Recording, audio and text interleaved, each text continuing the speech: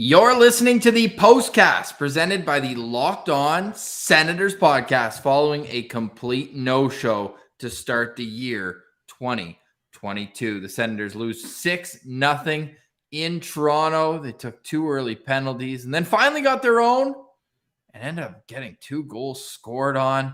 That's just about the way this night went. I'm Ross Levitan. With me, as always, Brandon Piller. Pillsy, Happy New Year. What were your immediate reaction following that one? This is not how this was supposed to go, guys. I mean, 2021, we put that behind us.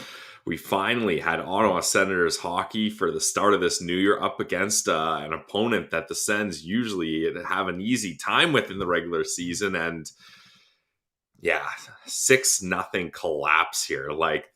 There's not even much to grasp onto here, Ross, if we're looking for positivity. Like, we are the kings of positivity when it comes to Sens hockey, but I don't have much here. Not much at all.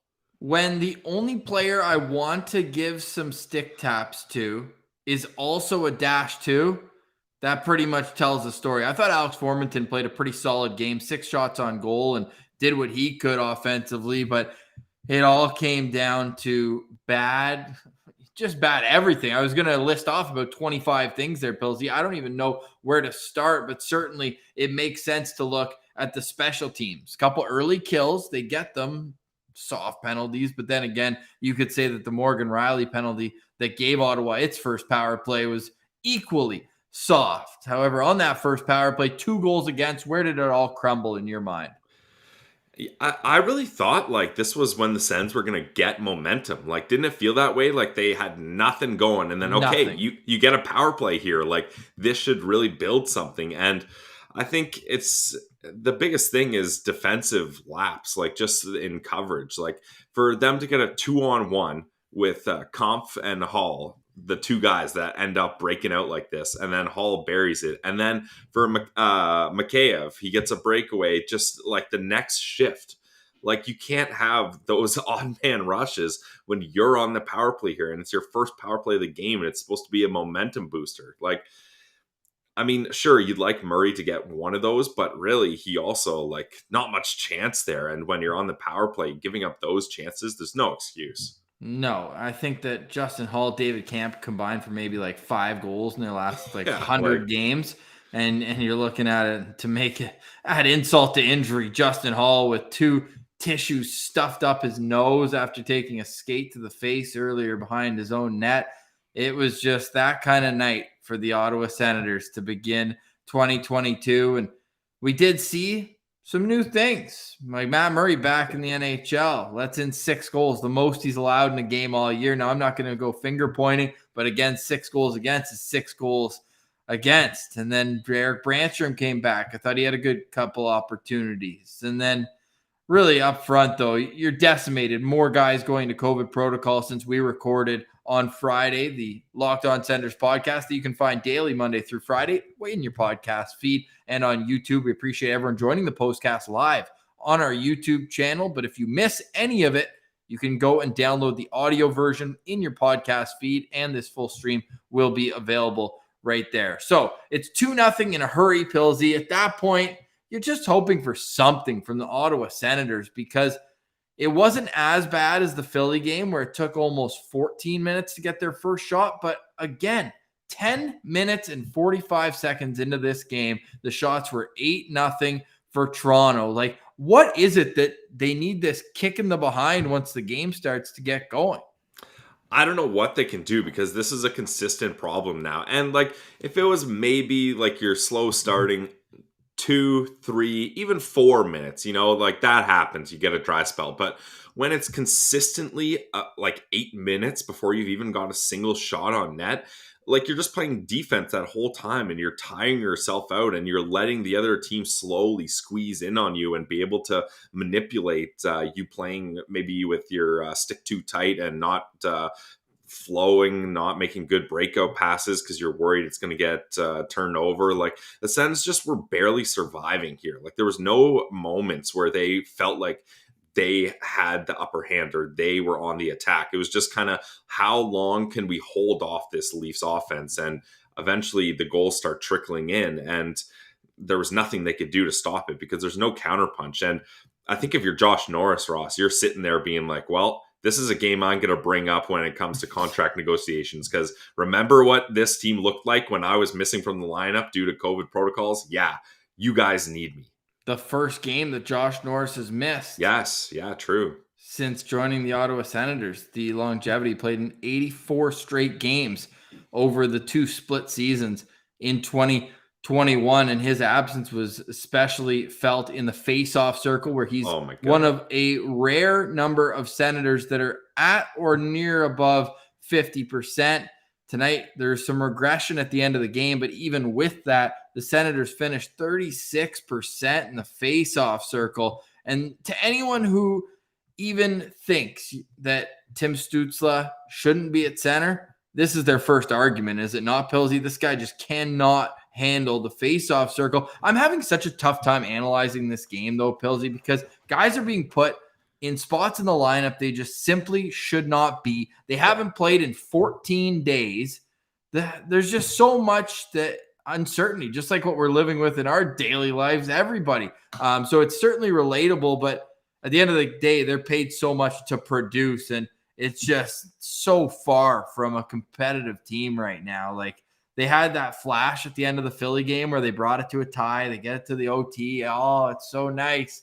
No, this is a team that's extremely far from it. They mentioned on CBC after the game, like, this is probably the biggest insult if you're an Ottawa Senators player, that the Leafs in the locker room are joking around. Like, this is obviously what they're saying, but like, they're not getting the ice bags. They're not needing massages. That was an easy win for the Toronto Maple Leafs. They had puck possession all night. They were skating circles around the offensive zone, and they just have not put any pressure offensively on this Leafs team. Like, was there one forecheck where the Leafs defenseman went back and got the puck and he was worried about getting hit? No, it was just like, it was like a shinny skate at the holidays where you've got your family out on the ice. That's what it was for the Toronto Maple Leafs tonight. It was wild. Yeah, just brutal. But I think it just goes to show you how important Josh Norris is to this whole team, not just as a number one center, obviously, but what he does all around. Like, even Batherson and Tkachuk, they weren't able to get too much going here. I mean, at the end of the game, Tkachuk got a couple shots there, but without Josh Norris, that line doesn't run properly. And yeah, when you're losing faceoffs like they were with Stützle, and even like Brady, I thought, okay, Stützle's not having it in the faceoff dot. Brady can move over and take the draws. That wasn't working either. Tierney ends up taking like 21 draws in this game. He's really relied upon here. And yeah, it's a big deal when you lose a guy like Josh Norris, and this Sens team wasn't able to recover. And Nick Paul does it all too, right? Like, I know he was playing on like a third, fourth line role the last little while, but these are just regulars on a forward depth that is so thin. They just can't handle it. Like, and the coach just won't play Adam Gaudette. There's no point in him being on this team. He's -4 in 15 minutes, and he's got a goal. And that means he's been on the ice for 5 goals against in 15 And he had minutes. a tough hooking penalty too. Like, that was just a lazy play where you get beat. Tonight, his Corsi was 14. He was on the ice at 5-on-5 for 2 shots for and 12 against. So he was 7 scoring chances for against and none for. So when he was on the ice, Ottawa had as many shots as the Leafs had goals. And let that sink in. Like, this guy is just, he's not an NHL player. Could be sick for a Belleville Sens playoff run if he goes down there. But in all honesty, like, this forward depth, you look at the fourth line tonight, like, that's an AHL line. Yeah, exactly. Like, those are your taxi squad guys, right? Like, that's and you're having to use multiple of those guys. And also, Ross, another tough one, Sanford. I mean, 3 penalties. Hat trick. He didn't get, he had a hat trick once, but Sanford, that was a tough game for him as well. Yeah. And I think really defensively, I thought for the workload Lassie, Thompson, and Brandstrom had to hold here, I actually thought they played decent. And Brandstrom, like you mentioned, he got in on the offensive play a couple times. Brady Tkachuk had that nice pass, and then he had the one-timer on the far side.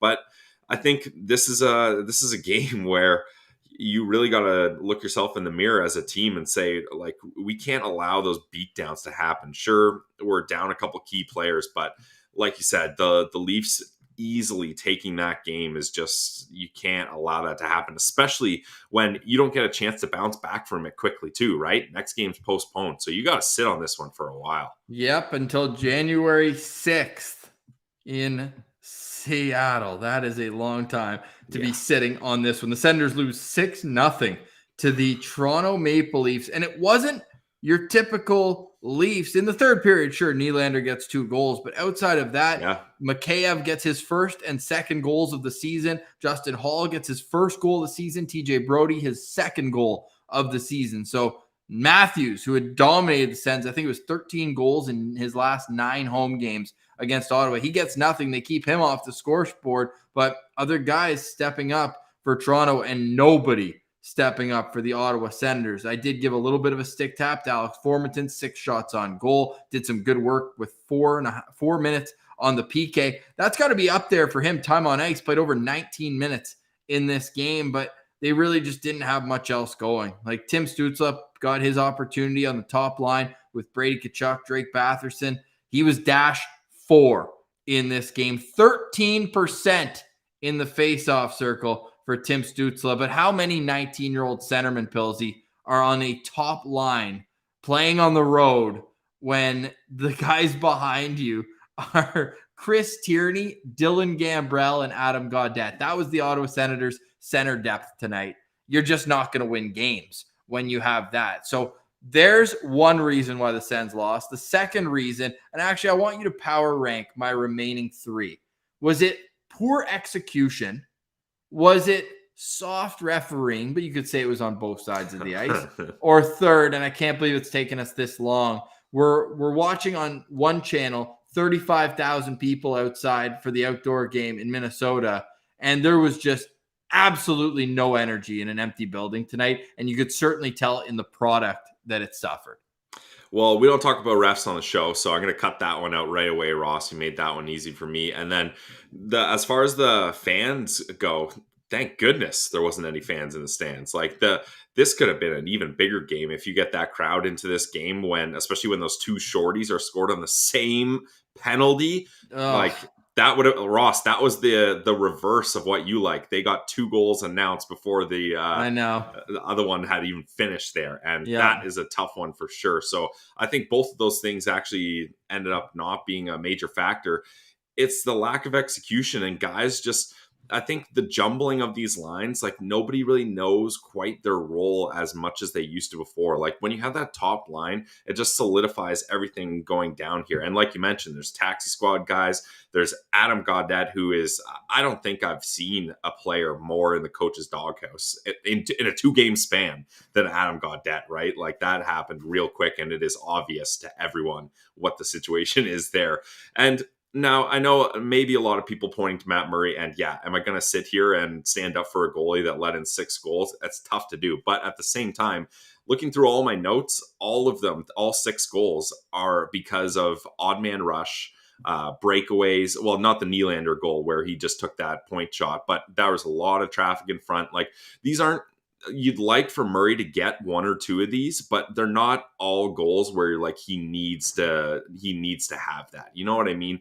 I like when you put the performance that this team put in front of him, it's pretty hard to look at Matt Murray and say he's the main issue. It's certainly not his fault tonight. I think anybody who's pointing fingers there is maybe just taking low-hanging fruit when you look at the bottom stats. But at the end of the day, for what he's being paid, you're expecting him to make some saves. He did make some good saves, though. Like over the course of the game, like he had a couple really big times where, and you know what? He didn't always catch the puck, but if he didn't catch it, he was smothering it right after. It wasn't becoming an issue, which I thought was okay. For the most part, there was a goal where it was the wraparound goal where the puck just hit him and dropped right beside him. He was tied up with Shabbat there, and I think that was the big issue why he couldn't get over. And Matt Murray, big lanky guy, when you're tied up, it really affects your movement there. So even that one, like it's hard for me. And that one, Ross, I think any Sens fan, as soon as Shabbat didn't have a stick, you're like, here we go. Like this is going to get out of hand and they're going to end up scoring here. You see Shabbat fumbling around for a stick and that you're kind of toast at that point.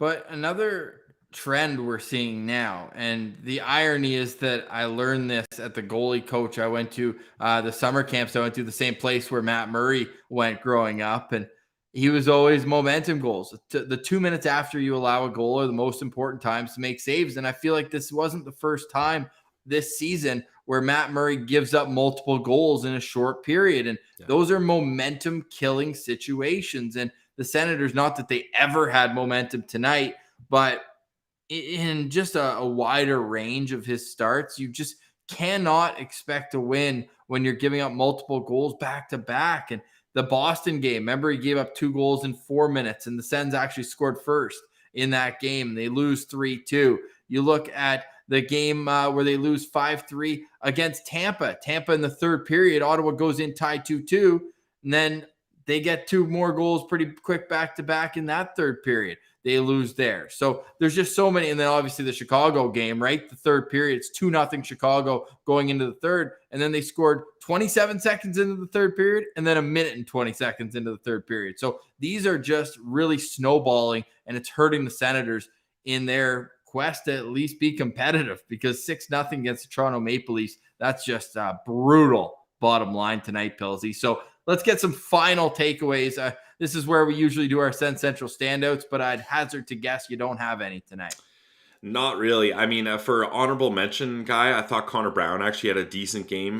He had some of the most ice time for any forwards, and I thought he was really good at breaking the puck out, and especially with he was given a lot of the tough matchups up against Tavares and Nylander. So I liked his game, but I mean, still a -3, like, that's about all I can really say there. As far as people like trying to find some positivity here, I don't really have much for you, Ross. Like, honestly, like, we're trying to end off on a note. I'm scrambling to find something here. Like, I guess Brandstrom getting back in a long time and playing a decent amount of minutes and being able to join the rush offensively, that would be my one positive spin on this game, because it was sad.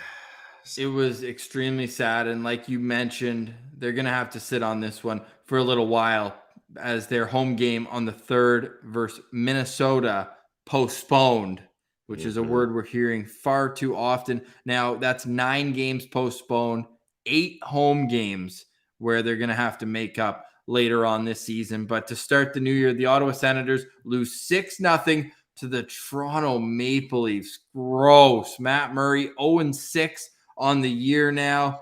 The numbers are not pretty, and you just wonder like how long they can keep doing it. But as Pilsy said, not only because we're a goalie-friendly show, there's a way bigger issue than Matt Murray if you're a Senators fan tonight. But